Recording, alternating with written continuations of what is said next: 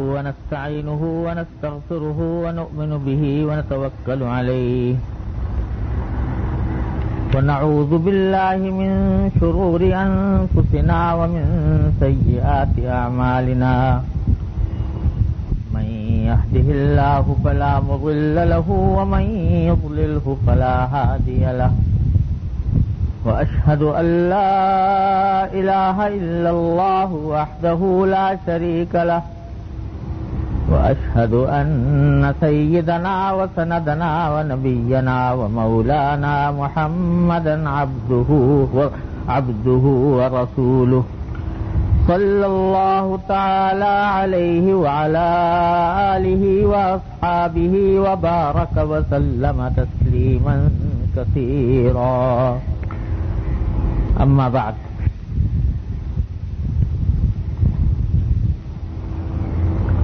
حضرت عبداللہ بن عمر رضی اللہ تعالی عنہما سے روایت ہے کہ نبی کریم سرور دو عالم صلی اللہ علیہ وسلم نے ارشاد فرمایا تحفۃ المؤمن الموت، مومن کا تحفہ موت ہے۔ اس میں موت کو مومن کے لیے ایک تحفہ قرار دیا اور وجہ اس کی یہ ہے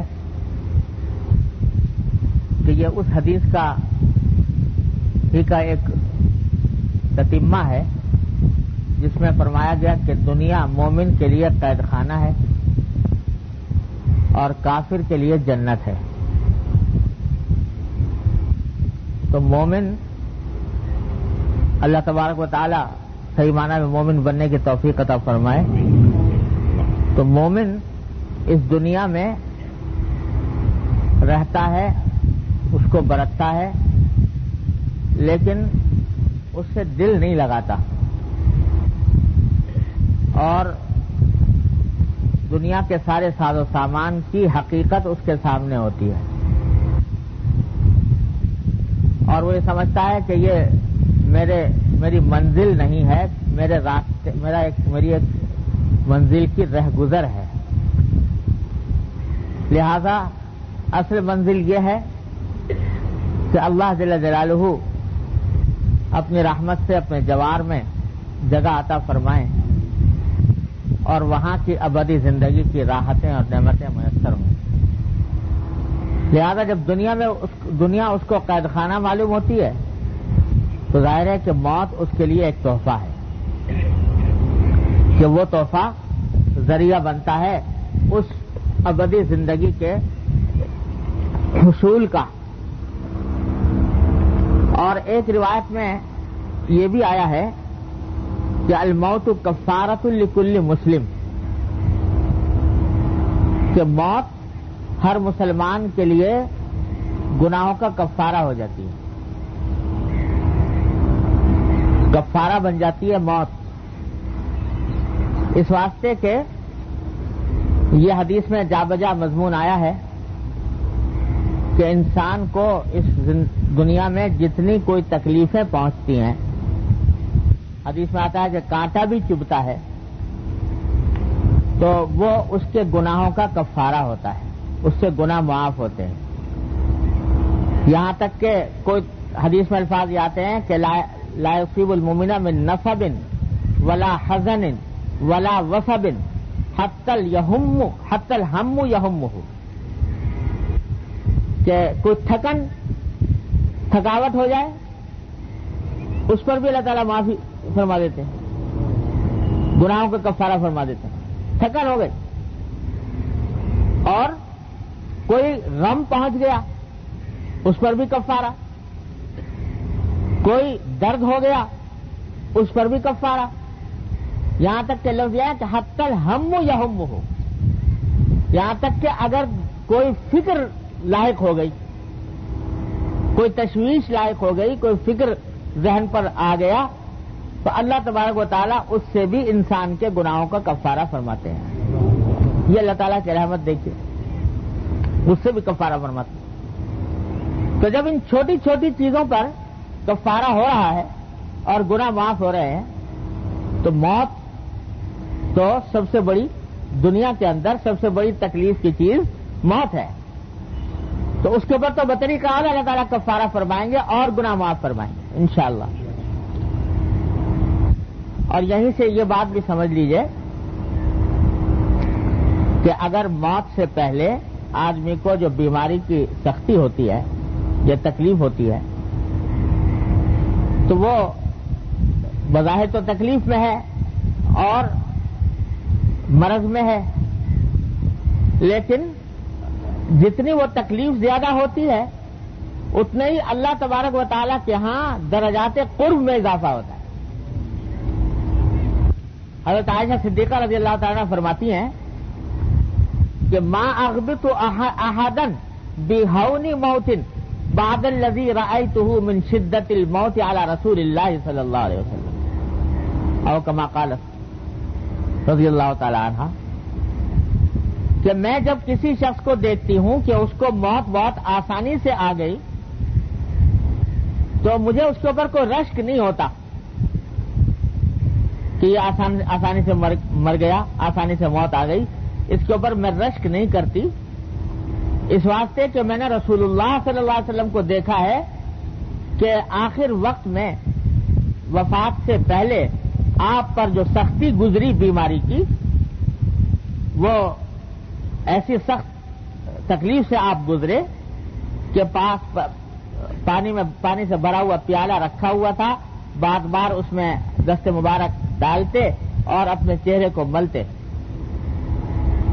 اور حضرت فاطمہ رضی اللہ تعالی عنہا حضرت صلی اللہ علیہ وسلم کی یہ تکلیف دیکھی نہیں جا رہی تھی تو وہ بے ساختہ کہتی ہیں کہ واہ کربا ابا، کہ آج ابا جان کو کیسی تکلیف ہے میں کیا بتاؤں. نبی کریم صلی اللہ علیہ وسلم جواب میں فرماتے ہیں کہ لا کربا علی ابی کی بعد الیوم، تیرے باپ پر آج کے بعد کوئی بے چینی کوئی تکلیف نہیں آنے والی. تو ایسی شدید تکلیف سرکار دو عالم صلی اللہ علیہ وسلم پر گزری موت کی. تو عائشہ فرماتی ہے کہ اگر آسانی سے موت آ جانا، تکلیف نہ ہونا کوئی فضیلت کی بات ہوتی تو یقیناً رسول اللہ صلی اللہ علیہ وسلم پر سب سے زیادہ آسان ہوتی موت. لیکن کیونکہ آپ پر شدت آئی اس واسطے میں کسی پر رشک نہیں کرتی کہ اس کو کیوں کہ اس کو آسانی سے آ گئی ہے موت مجھے بھی آ جائے، بلکہ اللہ کے اوپر چھوڑا ہوا ہے. اللہ تعالیٰ جیسا جس حالت میں موت عطا فرمائیں، ہمارے لیے جو مناسب ہے وہی عطا فرمائیں گے انشاءاللہ. اب یہاں بعض مرتبہ یہ خیال پیدا ہوتا ہے کہ بعض حدیثوں میں آتا ہے کہ مومن کی موت بہت آسان ہوتی ہے اور اس کی روح بڑی آسانی سے قبض ہو جاتی ہے.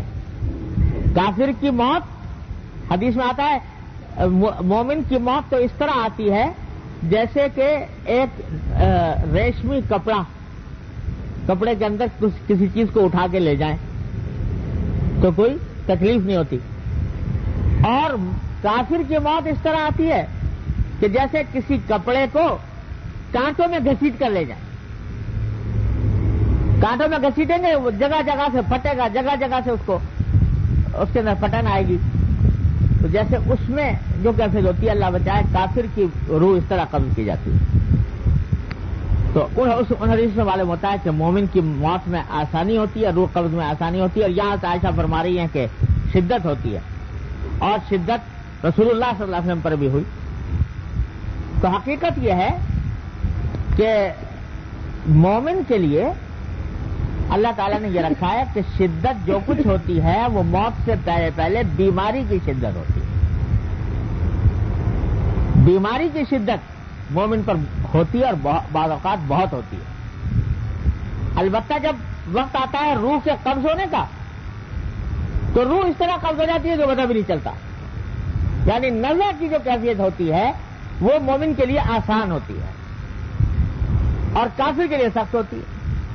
البتہ بیماری کی شدت نزع سے پہلے کی حالت جو بیماری کی ہوتی ہے اس میں شدتیں آتی ہیں اور وہ شدتیں بسا اوقات اس لیے ہوتی ہیں تاکہ جب اللہ تعالیٰ چاہتے ہیں کہ میرا بندہ جب میرے پاس آئے تو دنیائی میں حساب چکا کر آئے.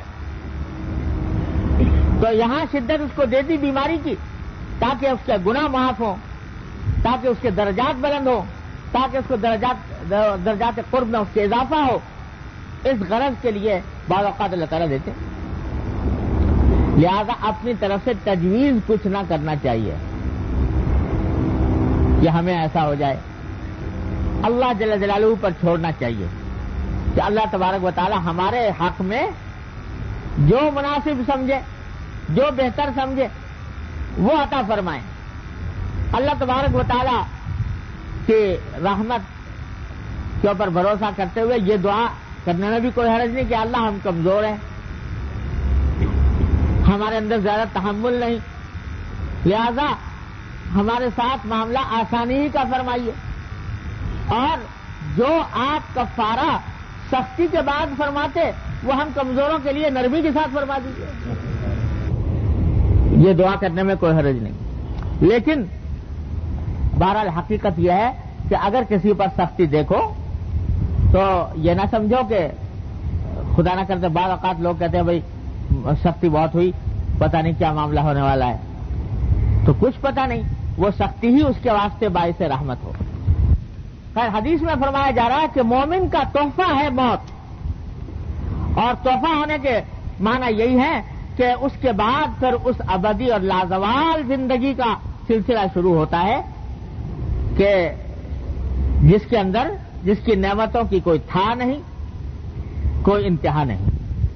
اگر اللہ تعالیٰ زندگی میں صحیح معنی ہے مومن کی زندگی گزارنے کی توفیق عطا فرما دے، اللہ تعالیٰ ہم سب کو عطا فرما دے، تو پھر موت تحفہ ہی تحفہ ہے. البتہ یہ تحفہ ایسا ہے کہ مانگنے کے لائق نہیں ہے. کوئی کہے بھائی جب تحفہ ہے تو پھر تمنا کرنی چاہیے کہ یہ تحفہ جلدی سے جلدی مل جائے، دعا کرنی چاہیے کہ اللہ تعالیٰ جلدی سے جلدی دے دے. وہ فرماتے ہیں نا، تحفہ بھی ہے مگر مانگو بھی نہیں، ہم جب چاہیں گے دیں گے. ہاں اپنی طرف سے مانگنے کی اور تمنا کرنے کی اجازت نہیں. کیوں نہیں؟ اس واسطے کہ تحفہ تو اس وقت بنے گا جب زندگی ٹھیک گزری ہو. الیاذ باللہ اگر زندگی خراب گزری، اعمال خراب ہوئے تو پھر وہ موت تحفہ تو نہیں، پھر تو اللہ بچائے عذاب کا دروازہ ہے، تکلیفوں کا گھر ہے. الیاذ باللہ. اس واسطے تم یہ اس وقت مت مانگو، کیا پتا تمہارا نامہ اعمال اب تک کیسا ہے، اور تمہارے لیے اب اگر موت آئے گی تو وہ تحفہ بن کے آئے گی یا عذاب بن کر آئے گی، تمہیں کچھ پتہ نہیں. لہذا اس وقت مت مانگو. حضور اقدس صلی اللہ علیہ وسلم فرماتے ہیں نہ تمنا کرو نہ مانگو کہ اللہ مجھے موت دے دیجیے. جیسے بعض لوگ دنیا کی پریشانیوں سے تنگ آ کر بعض اوقات تمنا کرنا شروع کرتے ہیں، ارے بھائی اسی کی زندگی سے تو موت ہی اچھی. بعض اوقات کہنا شروع کر دیتے ہیں کہ اللہ میاں بس اب جلدی سے موت ہی دے دے. الیاذ باللہ. حضور اقدس صلی اللہ علیہ وسلم نے سختی کے ساتھ منع فرمایا کہ لا یتمنین احدکم الموت لضر نزل به. کسی تکلیف کے واقع ہونے کی وجہ سے موت مت مانگو اللہ تعالیٰ سے، تمنا نہ کرو موت کی. ارے پتہ نہیں کہ اگر موت آ گئی تو اس حالت میں آ گئی اور نامہ اعمال ہوا خراب، تو جس تکلیف کو اب رو رہے ہو اس سے کہیں زیادہ تکلیف کا سامنا کرنا پڑے مرنے کے بعد. الیاذ باللہ. یہ زندگی جو اللہ تعالیٰ نے عطا فرمائی ہے، اس کا ایک ایک لمحہ بڑا قیمتی ہے، بڑی نعمت ہے. اور جو لمحات اللہ تعالیٰ زندگی کی عطا فرما رہے ہیں تو وہ اس لیے نعمت ہے کہ اس میں اپنی نیکیوں میں اضافہ کرو، اس میں اپنے نامہ اعمال کو بہتر بنانے کی کوشش کرو. تو کیا پتا کہ آج اگر موت آ گئی تو برے حال میں آئے اور اللہ تعالیٰ مزید زندگی عطا فرمائے تو اس میں کوئی عمل ایسا کرنے کی توفیق ہو جائے جو انسان کا بیڑا پار کر دے. کیا پتا کہ اس میں کوئی ایسی توفیق مل جائے کسی عمل کی لہذا یہ دعا مت مانگو. ہاں ایک دعا مانگ سکتے ہو، بلکہ وہ مانگنی چاہیے جو خود رسول اللہ صلی اللہ علیہ وسلم نے مانگی. کیا کہ اللہم احینی ما علمت الحیات خیرا لی وتوفنی اذا علمت الوفات خیرا لی. اے اللہ مجھے اس وقت تک زندہ رکھیے جب تک آپ کی نزدیک میرے لیے زندہ رہنا بہتر ہے، اور جب میرے لیے مر جانا بہتر ہو، اے اللہ مجھے اس وقت موت عطا فرمائی. یہ دعا تلقین فرمائی. اپنی طرف سے تجویز نہیں کہ آج دے دیجئے یا کل دے دیجئے موت، بلکہ جب تک میرے لیے زندگی بہتر ہے اے اللہ مجھے زندگی عطا فرمائیے، جب آپ کے نزدیک میرے لیے موت بہتر ہو مجھے موت عطا فرما دیجیے. اور فرمایا کہ وَإِذَا أَرَدْتَ بِقَوْمٍ فِتْنَةً فَتَوَفَّنِي إِلَيْكَ غَيْرَ مَفْتُونٍ. جب آپ کسی قوم کے ساتھ ارادہ کریں فتنے کا، کسی قوم کو فتنے میں مبتلا کرنے کا ارادہ فرمائیں، تو مجھے اس فتنے کے آنے سے پہلے مجھے اپنے پاس بلا لیجیے تاکہ میں اس فتنے کا شکار نہ ہوں. فَتَوَفَّنِي إِلَيْكَ غَيْرَ مَفْتُونٍ. یہ دعا تلقین فرمائی سرکار دو عالم صلی اللہ علیہ وسلم. لہذا مانگنا نہیں کہ موت، لیکن اگر کوئی مانگے العیاذ باللہ تو اور اس میں ڈبل نافرمانی، ایک تو حماقت کہ ابھی پتہ نہیں کہ کیا حشر بننے والا ہے اور مانگ رہا ہے، اور دوسرے حضور اقدس صلی اللہ علیہ وسلم کے ارشاد کی نافرمانی کہ آپ نے منع فرمایا آپ بھی مانگے. اللہ کہیں ایسا نہ ہو کہ اب تو گھبرا کے یہ کہتے ہیں کہ مر جائیں گے، مر کے بھی چین نہ پایا تو کدھر جائیں گے. بالعیاذ باللہ ایسا انجام نہ ہو. حضرت خباب ابن الارت رضی اللہ تعالیٰ عنہ مشہور صحابی ہیں، ساری عمر گزری دین کے راستے میں قربانیوں کے اندر، اور جب اللہ تعالیٰ نے اسلام پھیلا دیا، دین دور دور تک پہنچ گیا، پھیل گیا، تو اس وقت الحمدللہ اور آزمائشیں تو ختم ہو گئیں، لیکن ایک بیماری لاحق ہوئی. حضرت خباب رضی اللہ تعالیٰ عنہ کو بیماری لاحق ہوئی، اور اس بیماری میں اس زمانے کے اندر ایک علاج کیا جاتا تھا جس کو کئی کہتے تھے، یعنی اس سے آگ سے وہ کسی جگہ کو داغا جاتا تھا. یہ ایک علاج ہوا کرتا تھا عرب میں. بعض بیماریوں کے اندر وہ جب کوئی اور دوا علاج نہیں ہوتا تھا تو آخر میں یہ علاج کرتے تھے. مقولہ بھی مشہور ہے کہ آخر العلاج الکئی یا آخر الدواء الکئی، جب کوئی اور علاج فائدہ مند نہ ہو تو آخری علاج یہ ہے. تو ان کے پیٹ میں کوئی تکلیف تھی، کیا تھا؟ تو پیٹ کے اندر اس تکلیف کی وجہ سے اس کو داغا گیا. بعض اوقات گرم سلاخوں سے داغتے تھے، بعض اوقات انگارے سے، بعض اوقات کسی اور طریقے سے، اور انتہائی تکلیف دہ علاج ہوتا تھا. اسی واسطے حضور اقدس صلی اللہ علیہ وسلم نے اس کی کوئی حوصلہ افزائی نہیں فرمائی اس علاج کی. لیکن بہرحال جب اور کوئی علاج نہیں ہوتا تھا تو اس کو اختیار کرتے تھے. وہ علاج کیا گیا ان کا. تو بستر پر لیٹے ہوئے تھے اور شدید اذیت میں تھے. ایک طرف بیماری کی تکلیف، اوپر سے یہ داغنے کی تکلیف. تو وہاں جو عیادت کے لیے لوگ گئے تو انہوں نے ان سے کہا، حضرت خباب رضی اللہ تعالیٰ عنہ نے، کہ یوں تو صحابہ کرام سارے ہی ایسے ہیں جنہوں نے کوئی نہ کوئی دین کی خاطر بڑی آزمائشیں جھیلی ہیں، لیکن جتنی آزمائشیں مجھ پر گزری ہیں شاید صحابہ میں کسی اور پر اتنی آزمائشیں نہیں آئیں جتنی میرے اوپر آئی ہیں. واقعات ان کے مشہور ہیں اور آج بھی اس آزمائش میں مبتلا ہوں. اور اگر میں نے رسول اللہ صلی اللہ علیہ وسلم کو یہ فرماتے ہوئے نہ سنا ہوتا کہ مومن کو موت کی تمنا نہ کرنی چاہیے تو میں موت کی تمنا کرتا.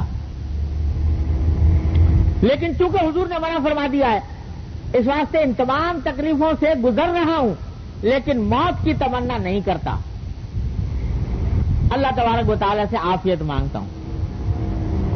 تو اس درجہ پہنچنے کے بعد بھی موت کی تمنا نہیں فرمائی حضور اقدس صلی اللہ علیہ وسلم کے سچات کی وجہ۔ البتہ یہ دعا اچھی دعا ہے جو حضور اقدس صلی اللہ علیہ وسلم تلقین فرمائی کہ اللہ جب تک زندگی میرے حق میں بہتر ہے مجھے زندہ رکھیے، جب موت کا وقت، جب میرے حق میں موت بہتر ہو تو موت عطا فرما دی۔ یہ دعا اللہ تعالیٰ قبول فرما لے اپنی رحمت سے، تو پھر مومن کے لیے موت تحفہ نہیں تو اور کیا، پھر مومن کے لیے تحفہ ہے۔ قرآن شریف فرماتا ہے کہ جب اللہ تعالیٰ اپنے کسی نیک بندے کو اپنے پاس بلاتے ہیں تو کیا فرماتے ہیں کہ یا ایتھا النفس المطمئنہ ارجعی الی ربک راضیۃ مرضیہ فادخلی فی عبادی وادخلی جنتی، کہ اے وہ روح جس کو اللہ نے ایمان کا اطمینان عطا فرمایا، تو آج تو اپنے پروردگار کی طرف لوٹ آ، اس حالت میں لوٹا کہ راضیۃ مرضیہ، کہ تو ہم سے راضی ہے ہم تجھ سے راضی، تو ہم سے راضی اور ہم تجھ سے راضی، فادخلی فی عبادی، میرے بندوں میں آ کر داخل ہو جا، اور میری فادخلی جنتی، میری جنت میں آ کے داخل ہو جا۔ تو جہاں اللہ تعالیٰ یہ پیغام دیتے ہیں، یہ دعوت دیتے ہیں، تو وہ پھر موت تحفہ نہیں تو اور کیا۔ جب اللہ تبارک و تعالیٰ یہ ان الفاظ کے ساتھ بلائے، اللہ تعالیٰ ہم سب کو عطا فرما دے یہ نعمت، ہمارے استحقاق کے بغیر عطا فرما دے، تو پھر موت تحفہ نہیں تو اور کیا۔ جب اللہ تعالیٰ بلا رہے ہیں اور یہ کہہ کے بلا رہے ہیں کہ ہم تجھ سے راضی اور تو ہم سے راضی، میرے بندوں میں داخل ہو جا، میری جنت میں داخل ہو جا، تو اس لیے فرمایا نبی کریم صلی اللہ علیہ وسلم کہ موت جو ہے حقیقت میں تحفہ ہے مومن کا، لہذا نہ تو طلب کرنا چاہیے جلدی، بھائی آئے گی تو ضرور، اس سے مفر تو ممکن ہے نہیں، ملے گی، لیکن نہ تو جلدی کرو طلب کرنے کے لیے، دعا کرنے کے لیے، اور نہ اس سے اتنی وحشت کھاؤ اور نہ اتنا گھبراؤ جیسا کہ ایک بے دین لوگ گھبراتے ہیں۔ ارے بھائی جب اللہ کے اوپر معاملہ چھوڑ دیا کہ وہ اسی وقت بلائیں اپنے پاس جب وہ میرے حق میں بہتر سمجھیں، تو پھر گھبرانے کی بھی بات نہیں۔ لہذا موت جو ہے وہ جب آئے تو استقبال کرو اس کا، اور جب تک نہیں آ رہی تو اس وقت تک جلدی طلب نہ کرو، جب آئے تو استقبال کرو کہ اللہ تعالیٰ کی طرف سے تحفہ آیا ہے۔ کہ مر گایا تبسم بر لبے عوس، مومن کی شان یہ ہے کہ جب موت آئے تو تبسم کے ساتھ مسکرا کر اس کا استقبال کیا جائے۔ اللہ تبارک و تعالیٰ اپنی رحمت سے ہم سب کے لیے اس موت کو تحفہ بنا دے۔ لا الہ الا اللہ۔ اگلی حدیث بھی عبداللہ بن عمر رضی اللہ تعالیٰ عنہما سے مروی ہے، وہ روایت کرتے ہیں کہ نبی کریم سرور عالم صلی اللہ علیہ وسلم نے ارشاد فرمایا کہ اذا اصبحت فلا تحدث نفسك بالمساء، فرمایا کہ جب صبح ہو، صبح کا وقت ہو، تو تم اپنے دل میں شام کی بات بھی نہ سوچو۔ کیا مانا؟ کہ اپنا کوئی کام شام تک کے اوپر موقوف نہ رکھو۔ کیوں؟ کیا پتا کہ اس دن ہی میں پیغام آ جائے، شام کے آنے سے پہلے پہلے اللہ تعالیٰ کی طرف سے بلاوا آ جائے، شام تک پہنچو گے یا نہیں پہنچو گے کیا پتا۔ لہذا کسی بات کو شام کے اوپر موقوف نہ رکھو، شام کی بات مت سوچو اگر جب صبح کا وقت ہے تو۔ کیا مطلب ہے اس کا؟ مطلب اس کا یہ ہے کہ جو نیک کام کرنا ہے، اگر کوئی نیک کام کرنا ہے اور دل میں خیال آیا تو یا اس کا موقع ہے، اس کو شام تک مت ٹالو۔ کیوں؟ پتہ نہیں کہ شام تک کا موقع ملے گا یا نہیں ملے گا، لہذا جو نیک کام کرنے کا خیال آیا ہے وہ کر گزرو، یا اپنے مرنے کے بعد کے لیے کوئی اگر کام کرنا ہے تو اس کو بھی شام تک مت ٹالو. جیسے کوئی وصیت کرنی ہے, کسی کا حق اپنے ذمہ واجب ہے, فرض کرو, اور وصیت کرنی ہے کہ بھئی میرے مرنے کے بعد میرا فلاں کا حق ہے وہ میرے ترکے سے ادا کر دیا جائے, یا اپنے ذمے میں نمازیں ہیں یا روزے ہیں, تو ان کے لیے واجب ہے, جن کے ذمے نمازیں فرض ہیں, قضا ہیں, تو ان کے ذمے فرض ہے کہ وہ اپنی زندگی میں اس کو ادا کریں, اور یہ اپنے پاس وصیت نامہ لکھ کر رکھیں کہ اگر میں مر جاؤں تو میرے ترکے میں سے نماز کا اور روزے کا فدیہ ادا کیا جائے. یہ ہر انسان کے ذمہ فرض ہے. یا کسی کا قرضہ واجب ہے تو لکھ کے رکھے کہ اگر میں مر جاؤں ادائیگی سے پہلے تو میرے ترکے سے قرضہ ادا کیا جائے. اب یہ بات جو ہے صبح کے وقت میں خیال آیا کہ بھئی میرے ذمہ یہ فرائض ہیں, تو اب اس کو شام تک بھی مت ٹالو, یہ سوچ کے چلو شام کو لکھ دیں گے, کیوں کیا پتا کہ شام سے پہلے ہی موت آ جائے. ہم لوگوں کے اوپر تو اصل میں پڑے ہوئے ہیں غفلت کے پردے, لہذا حقیقت سامنے نہیں آتی. اپنے ہاتھوں سے جنازے اٹھاتے ہیں, اپنے ہاتھوں سے قبریں کھودتے ہیں, اپنے ہاتھوں سے اپنے پیاروں کو قبروں کے اندر رکھ کر آتے ہیں. اس کے باوجود خیال آتا ہے کہ یہ تو اس کے ساتھ ہوا واقعہ, اپنے ساتھ کیا ہونے والا ہے اس کا دھیان بھی نہیں آتا. الیاذ باللہ, غفلت کے پردے پڑے ہوئے. آنکھوں سے دیکھتے ہیں کہ ایک آدمی اچھا خاصا بھلا چنگا ہنستا بولتا دیکھتے ہی دیکھتے رخصت ہو گیا, لیکن یہی سوچتے ہیں کہ اس کے ساتھ یہ واقعہ پیش آ گیا, اور اپنے اوپر اس کا اپنے بارے میں نہیں سوچتے.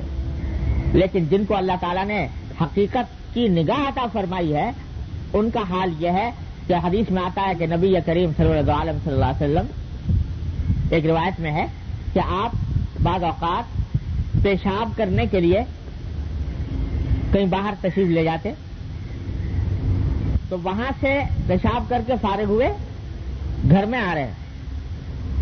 ابھی گھر میں داخل ہونے سے پہلے جو دروازہ کی دیوار ہے اس دیوار پہ جا کے تیمم کر لیا. کسی نے پوچھا کہ یا رسول اللہ یہ تیمم آپ تو گھر جا رہے ہیں, گھر میں جا کے آرام سے وضو کر لیتے. فرمایا کیا پتا میں گھر تک پہنچ سکوں گا کہ نہیں,